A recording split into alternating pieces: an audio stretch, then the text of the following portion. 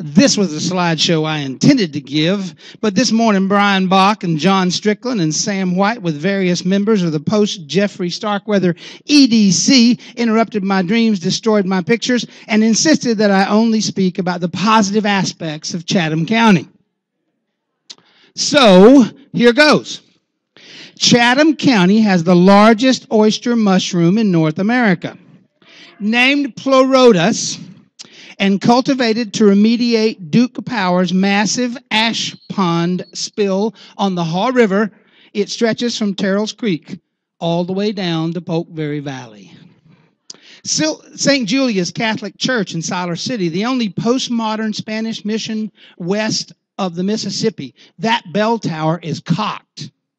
It's a unique sweat equity arrangement, and people who spoke Spanish and cut up chickens in Chatham County lovingly carved the doors, laid the tile, and built the font. Oops. This is the current state of one of the favorite projects of our departing commissioners, the final legacy of Tim Smith and Jim Goodnight. If you lived there, you would be home already. The living lifestyle we like to call Chatham Park.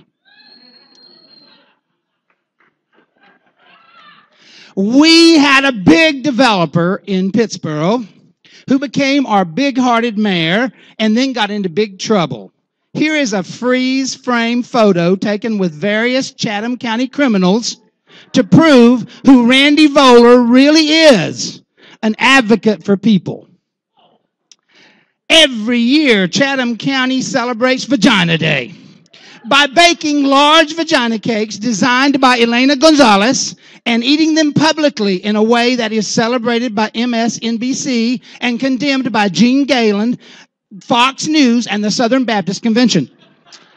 Chatham County is the home of three sacred rivers, the Rocky, the Haw, and the Deep. Two are self-explanatory, but Haw means river in Sissipahawan, just as Sissipahaw means people of the river, which we should all be in a way like Elaine Kioso. Chatham County has a thriving business hosting steampunk weddings under small tents during raging thunderstorms. This beautiful young woman was a child here, now an artist and teacher and mother. The boy was imported from Chapel Hill, since it is well known there are no handsome men in Chatham County. George Moses Horton of Pittsboro, the Black Bard of Carolina, first American slave to protest his bondage in verse. In whom shall the vassal confide on a passage so treacherous and narrow? What tongue shall the question decide? The end that awaits us tomorrow. Paul Quadros came to us in 1999 as a Time magazine stringer, fought a world of racism in Chatham County to start a Latino soccer team, won a state championship, wrote a book, A Home in the Field, which became a reality TV show produced by Jennifer Lopez called Los Jets. Who knows the people who lived under Jordan Lake? They were poor and they were driven from their land, and B. Everett Jordan and all his cronies made millions, and now millions will drink out of its Republican imperiled waters, which has become a nesting place for bald eagles, an resting place for eider ducks and Arctic terns, and a festing place for boaters with floaters and refugee runaways from the containment area for relocated Yankees just east of here somewhere. It's a little known fact that Saxapahaw is actually in Chatham County. They seceded secretly on the 2nd of September from Alamance, flipping the bird to Sheriff Terry Johnson and his Thug Patrol, feeling more aligned with the foodies and artists and music makers of Pittsboro, Silk Hope, and Bon Lee.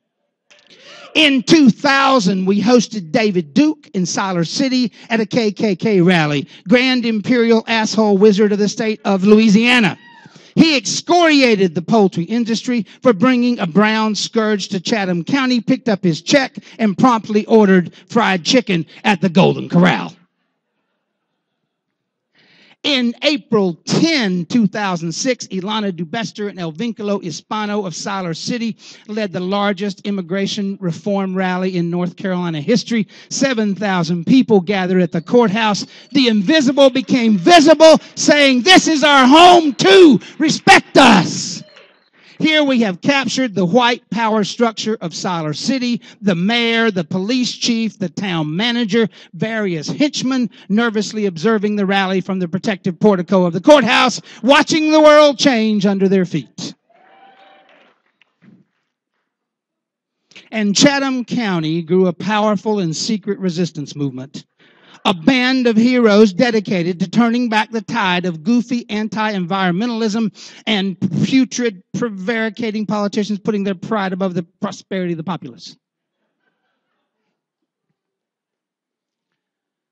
A cabal arose in every kitchen, such as the Debbie Roos White Funky Farmers Organizing Committee, here discussing how to insert compassion, or LSD, into the drinking water of certain venomous public officials who also happen to be Republicans, which worked. And all over Chatham County, women of extraordinary grace and influence are rising up to proclaim themselves, to sing together, to speak truth to power, and to teach the men in their lives how to sing harmony. Finally, Chatham County is a place where you can find a cocktail party thinly disguised as a workshop inside a social enterprise thinly disguised as a business where abundance reigns richly undisguised and so very, very prized.